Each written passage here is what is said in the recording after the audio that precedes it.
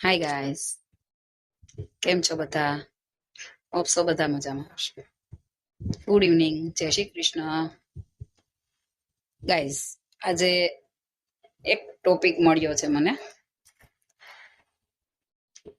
40 આવે છે ને સ્ત્રીને જ્યારે ત્યારે એના હોર્મોન્સ, એના ઇમોશન્સ એ બધામાં બહુ ચેન્જ આવે છે.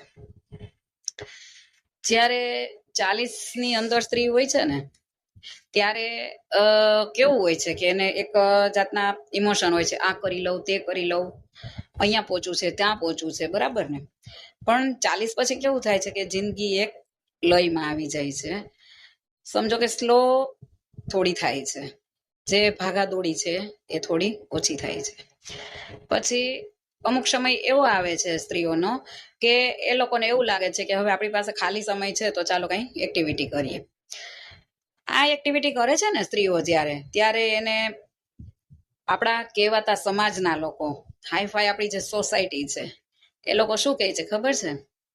ઓહો, આ ઘરડી ઘોડી લાલ લગામ, આને કશી શરમ નથી, છોકરાઓ મોટા થયા, પોતાનું સ્ટેટસ ક્યાંથી ક્યાં પહોંચી ગયું, હસબન્ડની જોબ, બિઝનેસ કઈ રીતનો છે, કશી વાત ન કશો વિચાર જ નથી, પોતાને જે મન આવે એ કરે છે, કોઈની વાત માનવા તૈયાર નથી. તો આવું બધું ન બનવું જોઈએ. શું આપણી ઘરે આપણી માતા, બેન, દીકરી કોઈ 40માં પ્રવેશ્યું નથી? આ સમય કોઈની જિંદગીમાં નથી આવતો? તો એક જે ઉછળતી કૂદતી જે છોકરી છે એ મોટી થાય છે, એ પરણે છે, સાસરે જાય છે, એની જિંદગીની તમામ જવાબદારીઓ નિભાવે છે. તો શું એને એટલો હક નથી કે આટલી જવાબદારી નિભાવ્યા પછી એની રીતે અમુક ટાઈમે પોતાની જિંદગીનો સરસ ટાઈમ સ્પેન્ડ કરી શકે? જે પોતાના મોજ શોખ જિંદગીની ભાગાદોડીમાં એણે છોડી દીધા છે, કેના માટે? પરિવાર માટે, બાળકો માટે. એ ક્યારે પોતાના માટે જીવી છે?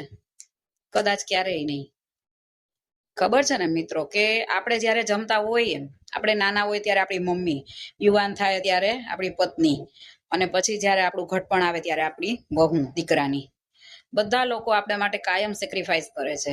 3 રોટલી હશે તો 1 રોટલી એ ખાશે, 2 રોટલી તમને આપશે, અગર તો અડધી રોટલી ખાશે, અગર તો નહીં પણ ખાય. તો જે સ્ત્રીએ પોતાની ભૂખ મારીને, પોતાના મોજ શોખ મારીને આપણા માટે આટલું કર્યું હોય એને આપણે આવું ભૂલી શકીએ? તમે કમસે કમ એને સપોર્ટ ન કરો તો જજ કરવાનો એને કોઈ હક નથી.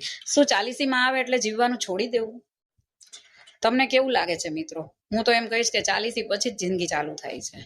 પોતાની રીતે જીવવું, પોતાનો ટાઈમ પોતાની રીતે સ્પેન્ડ કરવો, એના જે ગમા અણગમા છે એ એને ડાયવર્ટ કરવા, એક નવી લાઈફ પ્રત્યેનો એક નવો અપ્રોચ જોવો એને. તો શું એ કઈ ગુનો છે, કઈ ખરાબ છે? તો શા માટે આવું કહેવામાં આવે છે? શું લાગે છે તમને? ગુડ ઇવનિંગ, બાય બાય, જય શ્રી કૃષ્ણ.